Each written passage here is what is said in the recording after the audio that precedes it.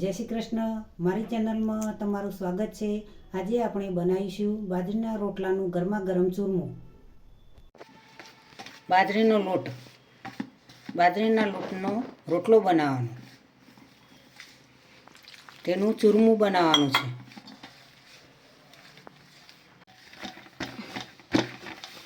રોટલાની અંદર મીઠું નાખવાનું નથી, ગળ્યું ચૂરમું બનાવવાનું છે. જે ઘઉંના રોટલા કરીએ તે જ તવીમાં રોટલો બનાવવાનો છે. માટીની તવીમાં પણ તમે રોટલો બનાવી શકાય.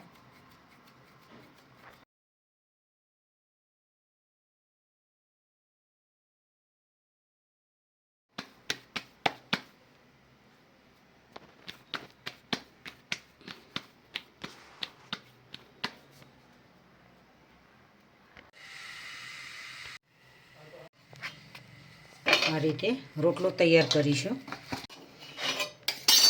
આ રીતે રોટલો તૈયાર કરવાનો છે.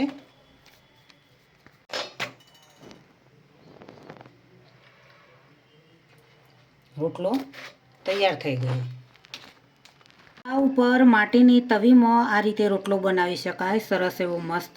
ગેસ ઉપર પણ માટીની તવીમાં બનાવાય, લોખંડની તવીમાં પણ આ રીતે બનાવવું. હું એ લોખંડની તવીમાં જ આ રોટલો બનાવ્યો છે. હવે તેને ભાગી દઈશું. ચૂરમું મસ્ત એવું ચૂરમું બનાવવાનું છે.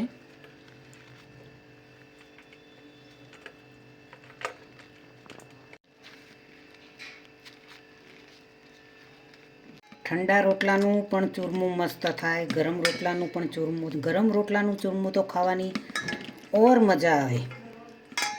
તેને લસણ સાથે, ગામડાઓમાં લસણ ઝીણું કાપીને લસણ સાથે ઘી ગોળ મિક્સ કરીને લોકો ખાતા હોય છે.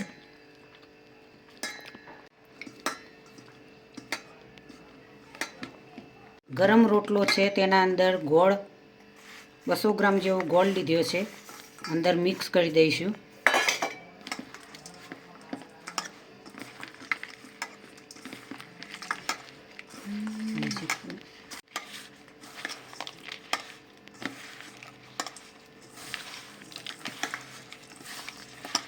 સરસ એવું દેશી રીતે ચૂરમું બનાવવાનું છે, ગામડાની પદ્ધતિથી.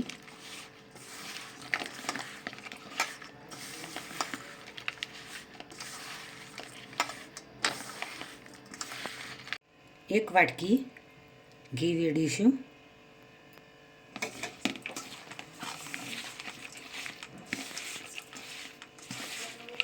અડધી વાટકી ઘી એડ કરીશું.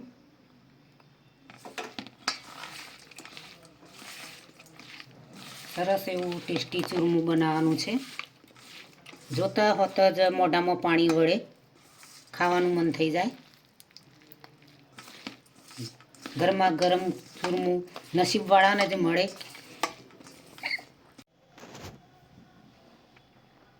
ગાર્નિશિંગ માટે ડ્રાયફ્રૂટ એડ કરીશું.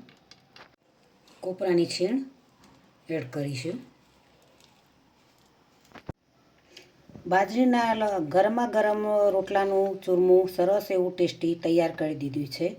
ડ્રાયફ્રૂટ સાથે તેને શણગારીને ચૂરમું તૈયાર કર્યું છે. આવું ગરમા ગરમ ચૂરમું શિયાળાની ઋતુ હોય અને ઠંડી પડતી હોય ને ગરમા ગરમ ચૂરમું મળે તો ભાઈ હા ભયા ભયા થઈ જાય ભાઈ. ખાવાની ખૂબ મજા આવે.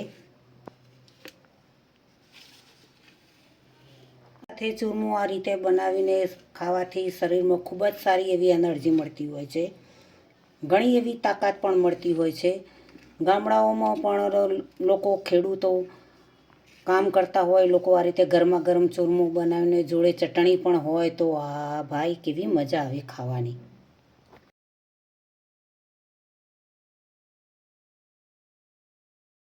બાજરીના રોટલાને તમે મિક્સર જારમાં ક્રશ કરીને પણ ચૂરમું બનાવી શકો અને આ રીતે પણ તમે રોટલો બનાવીને ઝીણો મસળીને ચૂરમું બનાવી શકો. બાળકોને આવું ચૂરમું જોઈને તો ખાવાની ખૂબ મજા આવે. મોટાઓને પણ ખૂબ મજા આવે. ટેસ્ટી ચૂરમું ખાવાની કેવી મજા આવે. તો મિત્રો, આજની રેસીપી તમને જરૂરથી મારી ગમી હશે. મારી ચેનલને સબસ્ક્રાઈબ કરજો, મારા વિડીયોને લાઈક કરજો, શેર કરજો, બને તો કોમેન્ટ કરજો. મારી રેસીપીને તમારા મિત્રો સુધી પહોંચતી કરજો. લાઈકના 2 બટન જરૂરથી દબાવજો.